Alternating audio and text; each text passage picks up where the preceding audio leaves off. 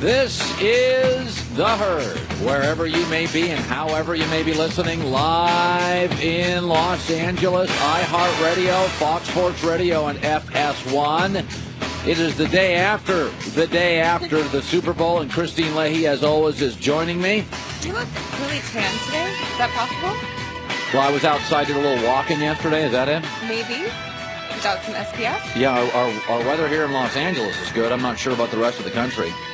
I want to start today because you have a brother, right? A brother and you, two kids in the family. Okay, you have two brothers. Yes. And I have a sister in my family. And, it's interesting. I've always found this fascinating when it comes to families, when it comes to businesses, when it comes to sports. Proximity to greatness doesn't equal greatness. Now, you think it would, and let me explain that. When I was a kid growing up, my local football team, because we didn't get the Seahawks until the late 70s, my local football team was the University of Washington. We had pre-Nick Saban, Don James, great for 20 years. Rose Bowl. I mean, Washington was like a national power, top 5 program with Don James. And he had a longtime assistant, I'm not going to call him out, but a longtime assistant defensive coordinator for 20 years. And then Don James retired, national champ, gave it to the longtime assistant, and 5 years later, the program was in the tank. And you're like, wait a minute. How could you be around the best coach in college football for 20 years, every day at practice, watching his meetings, and then you get the job, and you were smart enough to be a good coordinator, but you get the job, and 5 years later, maybe 3, it unraveled. Because proximity to greatness, strangely enough, doesn't equal greatness. Your dad can be a winner and driven and aspirational and smart and decent. But if he has 4 boys, one becomes a meathead. It's just the law of averages, and I've never been able to figure it out. You'd think if you were around smart, you were around great, you'd just be like, oh, that's how you do it. I mean, look at how many of Nick Saban's assistants and Bill Belichick's assistants and coordinators fizzled out. So here we go.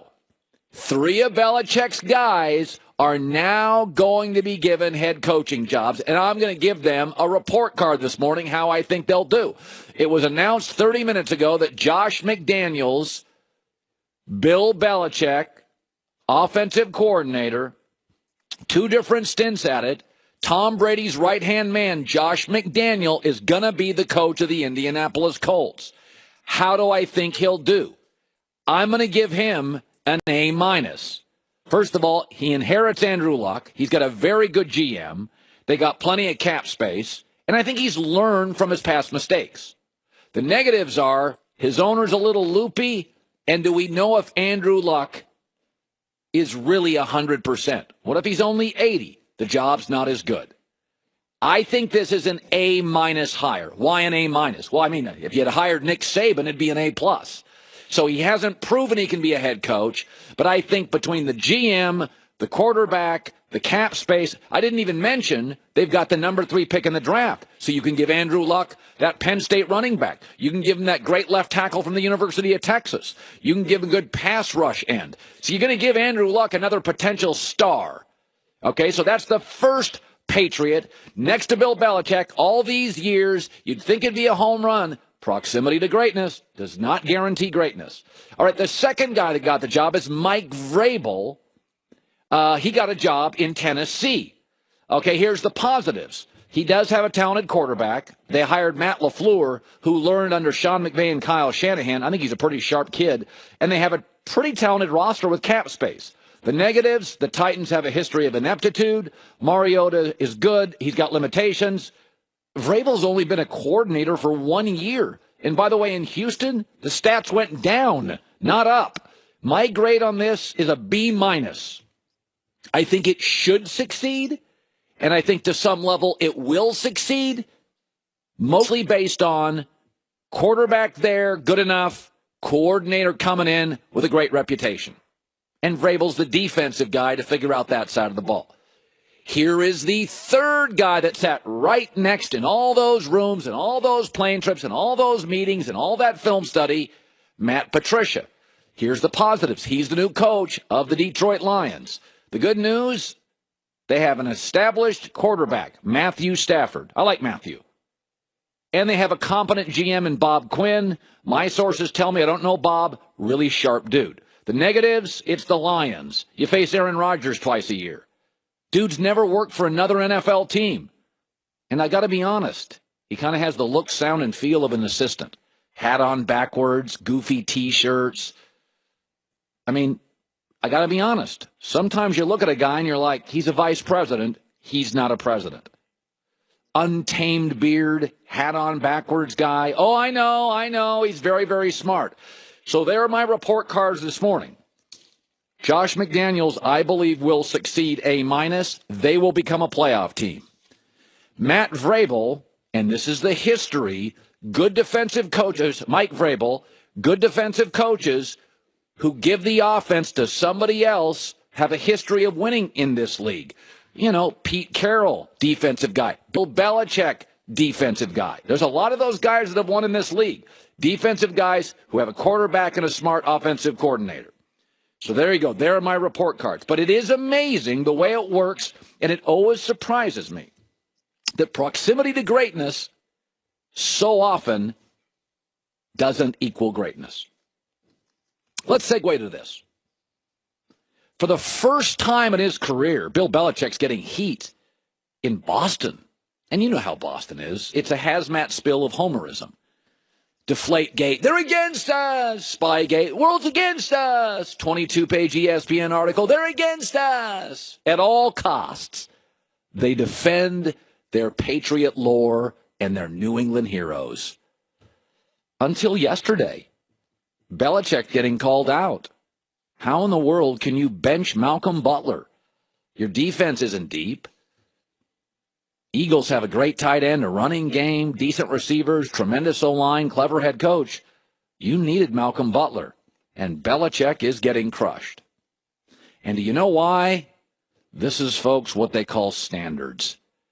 New England went 13-3, went into the season without Julian Edelman, lost their other great receiver in the game, Brandon Cooks, won the AFC Championship with no Gronk in the second half, and lost to a really good team. This is the downside. Ask LeBron about standards. You get to the NBA Finals 7 times. Look at the Cavs now. What about it? They'll get to the playoffs. But here's what's funny. The positioning this morning is that Belichick had a bad Sunday and that Doug Peterson had a great Sunday. You do realize the mental gaffes by the coaching staff in Philadelphia Sunday. With 2 weeks to prepare, they had 12 men on the field early in the game. With 2 minutes and 3 seconds left, and a first down wins the game, they ran the ball instead of going for it. The clock was already going to get stopped. That was an opportunity to pick up a first down and seal it. They ran right into the line. Huge break, New England, allowing them to get it back. And by the way, then 2:45 left, Nelson Aguilar, you may remember, ran out of bounds. Something a Patriot receiver would not do, saving New England a timeout. Remember the Nelson Aguilar play? What is he doing? That's coaching as much as playing there. And on the Hail Mary, there was a clear illegal contact before the throw, and the officials just didn't call it. It's called standards. This morning, Belichick is being called out for a guy that had a bad week of practice, who came a day late, and who got busted for something I'll let somebody else report.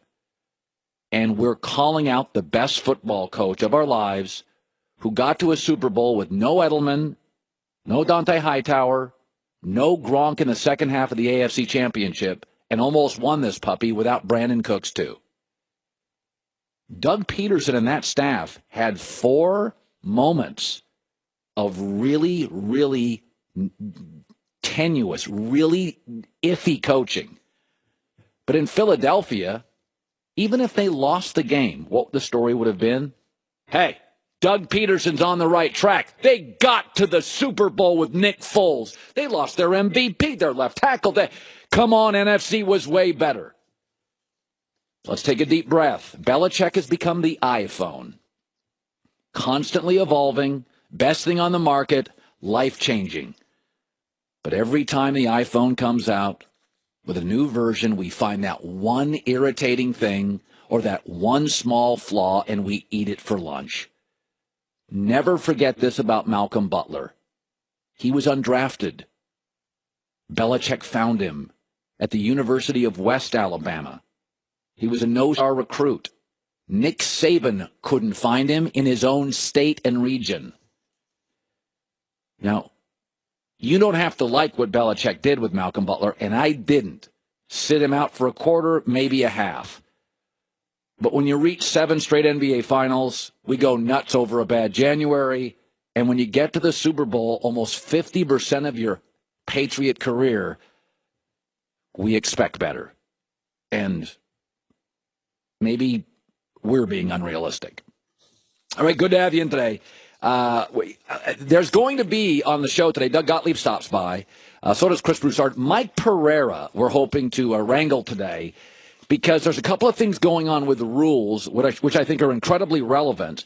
And I want to talk about that before too long, about 2 calls in that game. The NFL is going to attack. I believe those 2 plays in the game for Philadelphia yesterday have a chance, and this is good for you, the fans, to change the way the catch is officiated. So we have a lot today. Don't go anywhere. Valentine's Day is just a little more than a week away, February 14th, Wednesday. Have you thought about what you're going to get that special somebody? How about this one? You've done flowers before. What about Sherry's Berries? Go ahead and think inside the box this Valentine's. Okay, right now you get 20% off any gift over $29 at Sherry's Berries. These are juicy strawberries dipped in milk chocolate, dark chocolate, white chocolate goodness, topped with nuts, dark chocolate chips. You choose the delivery date today, and it's guaranteed. Okay, Valentine's Day is next week. Only one way to get 20% off. Go to berries.com. BERRIES.com. BERRIES.com. And enter the code HERD at checkout. That's berries.com, code HERD, HERD. These are amazing. We've had them around the office for the last couple of days. They always send us samples. Berries.com, enter the code HERD for 20%.